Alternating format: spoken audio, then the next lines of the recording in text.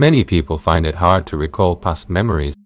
The only way they know they have a problem is through what's happening right now. Others have too many memories that seem interlinked, so choosing where to begin can feel overwhelming. There is a simple, organized method for working with all the memories related to a current issue. When you use it, you often won't need to address every single memory, because many will shift on their own before you ever get to them. The structure of a problem. Whatever your current problem is, it's just a visible tip of a deep, complex structure. Think of a house. The part we see can't stand alone. It's the foundation that supports everything above. Depending on the building, that foundation can be simple or quite complex. It might have multiple levels or only one. It's exactly the same with any problem you have. No matter the life area, it has a foundation below the threshold of awareness. That foundation has a specific structure. With problems, the structure varies for each individual. Because each of us is unique, each of us has a unique structure. How memories build problem structures. The foundations of our problems are built from memories. The subconscious constructs them from various experiences.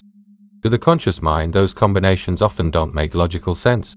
That's why we say, logic doesn't solve the problem. The subconscious doesn't reason logically. It links experiences by feelings, not by conscious logic. For example, although rabbit and threat to survival don't logically go together, a subconscious mind can pair them because of an experience you no longer consciously remember. Imagine Angela as a young child, in a dreamy, relaxed state, focused on a rabbit and unaware of the room around her. Suddenly, a door slams. Her body jolts with shock. Her brain triggers a cascade of stress chemistry, and the body shifts into high alert. Her subconscious instantly searches for the source of danger to link with that alarm.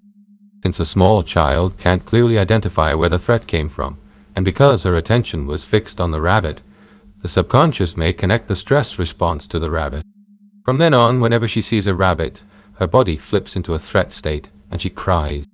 Her parents have no idea why their child is suddenly afraid of fluffy bunnies. As she grows, her conscious mind knows rabbits aren't dangerous, yet the feeling remains.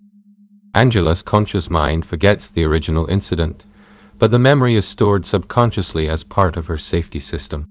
Consciously, she believes she has a strange rabbit phobia and does everything she can to avoid them. Another child might never make that rabbit threat link. Our minds don't all wire the same way. It depends on emotional state, intensity, focus, and what happens next.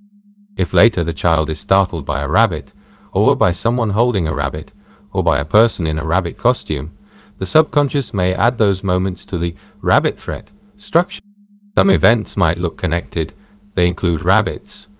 Others may join the structure with no obvious rabbit link. This is where logic struggles. Maybe a school bully's face vaguely resembles a rabbit's features, so that memory gets filed under rabbit threat 2 without conscious awareness.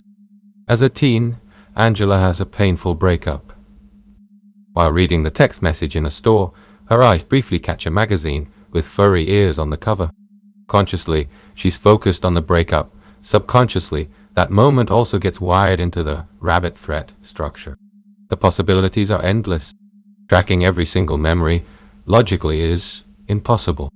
The effective way to dismantle the foundation is to address the earliest memory related to how you know you have this problem.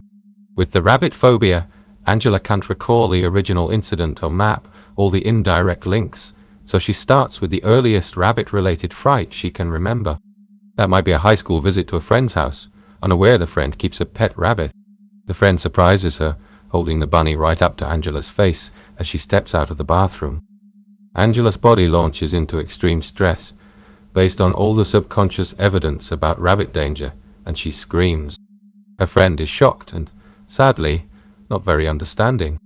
The friendship suffers, and the subconscious records a new fact: rabbits ruin relationships. It's not logical, but in that moment it's instinct.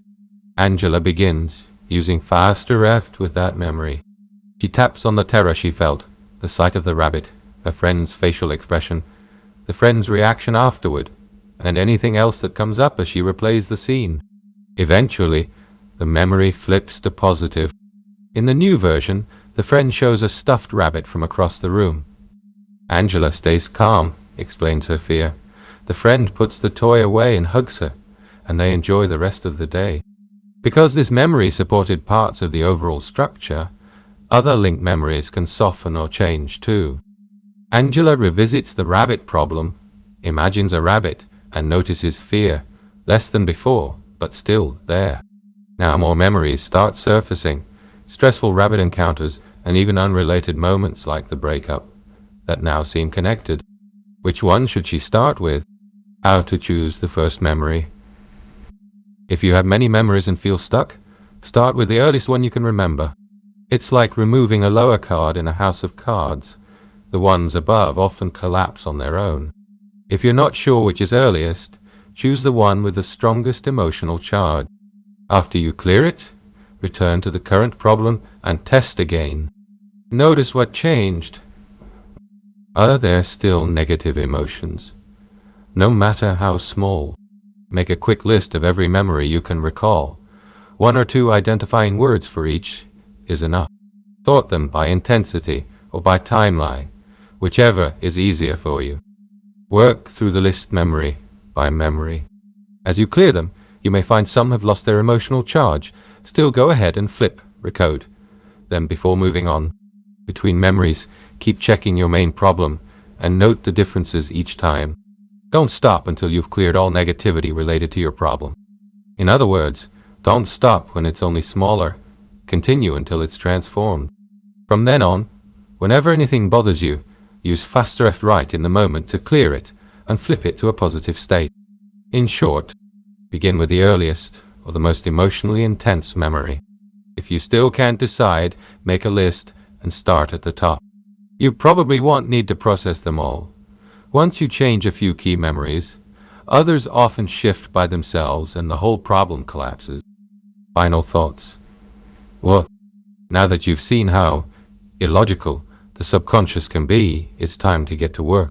Learn the faster F techniques from a basic manual, books, or an online seminar. The methods are straightforward, and they can help you reach inner peace and freedom far beyond what you currently believe is possible.